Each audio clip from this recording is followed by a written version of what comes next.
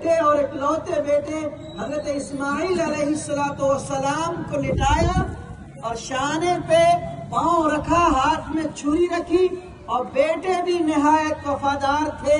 کہا کہ ابا جان آپ کو حکم ہے کہ آپ اپنے بیٹے کی قربانی کریں، کر گزریں، میں تیار ہوں، اپنی چھری لیں اور میرے گردن پہ چلا دیں۔ باپ کتنا اولو العزم ہے اور بیٹا کتنا وفادار ہے۔ بیٹا لیٹا ہے اور باپ کے ہاتھ میں چھری ہے۔ دوستو، بزرگوں اور بھائیوں، اللہ امتحان لینا چاہتا تھا۔ نہ باپ کے ہاتھ سے بیٹے کی چھری سے قربانی کرنی مقصود تھی اور نہ ہی بیٹے کو قربان ہونا تھا۔ دوستو، بزرگوں اور بھائیوں، اللہ کو امتحان لینا تھا، سو وہ امتحان میں کامیاب ہو گئے، دونوں کامیاب ہو گئے۔ بھائیوں، بزرگوں اور دوستو، یہ اتنا اللہ کو یہ ادا پسند آئی کہ رہتی دنیا تک، قیامت تک حضرت ابراہیم و اسماعیل کی یہ سنت کو زندہ کر دیا گیا۔ اور آج ہم اور آپ اس ترکیلی عیدگاہ پہ یہاں علاقے کے 10 گاؤں کے مسلمان جمع ہیں اور نماز کے بعد اسی عمل کو، اسی سنت ابراہیمی کو زندہ کرنے کے لیے جانے والے ہیں۔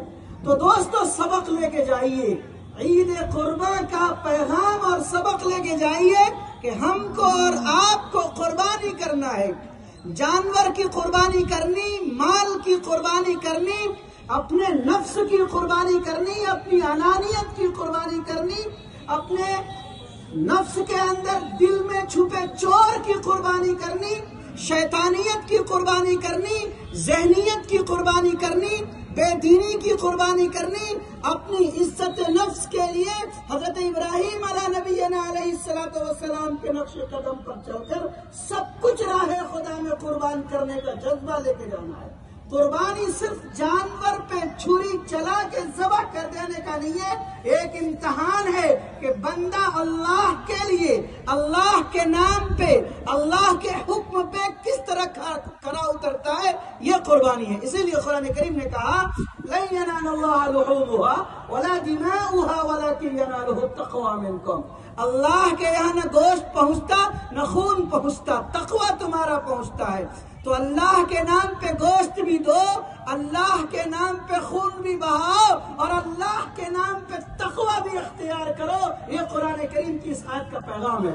تو دوستو، بزرگوں اور بھائیوں، وقت ہو چکا ہے، اب صرف 5 منٹ باقی ہے۔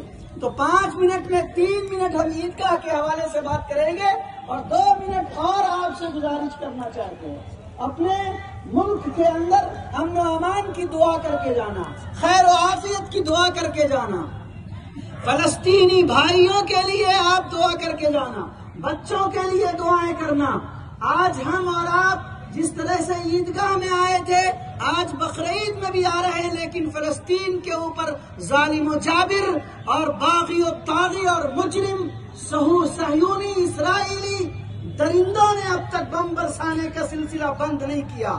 میں نے کل دیکھا ویڈیو میں، آپ نے بھی دیکھا کہ چھوٹے چھوٹے بچے خالی پانی کا بوتل اپنے گلے میں لٹکا کر کے لبیک اللہم لبیک لا شریک لک لبیک ان الحمد والنعمت والملک لک لا شریک لک کا ترانہ حج ادا کر رہے تھے۔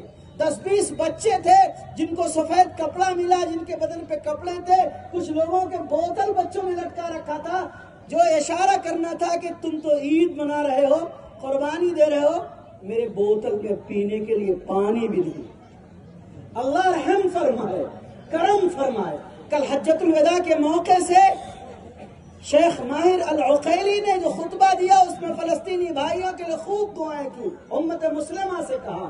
دوستو، بزرگوں اور بھائیوں، آئیے ہم اور آپ طے کریں کہ قربانی کے عنوان پہ قربانی کا جذبہ پیدا کر کے جائیں، ہر موڑ پہ قربانی کا جذبہ، امن کا، انسانیت کا، سچائی کا، امانت کا، دیانت کا، انسانیت کا، مدارس کے تحفظ کا، مساجد کی بقا کا، سماج اور معاشرے میں پیار کا، بھائیوں کے اندر امن کا، ہم جہاں رہتے ہیں وہاں کے لوگوں کی عزت و احترام کا، جس معاشرے میں ہم اور آپ رہتے ہیں وہاں اچھائی کا، قرآن و حدیث کے بول بالا کا، ہم جس ملک میں رہتے ہیں اس ملک کی آئین و دستور کی بالادستی کا، ہم جس فیملی میں، جس خاندان میں، جس محلے میں رہتے ہیں، آپس کے اندر اچھے انسان اور صالح معاشرے کی تشکیل کا ہم رول ادا کر کے جائیں۔ اللہ مجھے اور آپ کو، ہم سب کو کہنے سننے سے زیادہ عمل کی توفیق نصیب فرمائے۔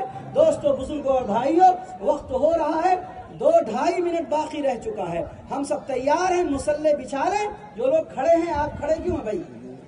آئیے بیٹھ جائیں، مصلے پہ صف لگے۔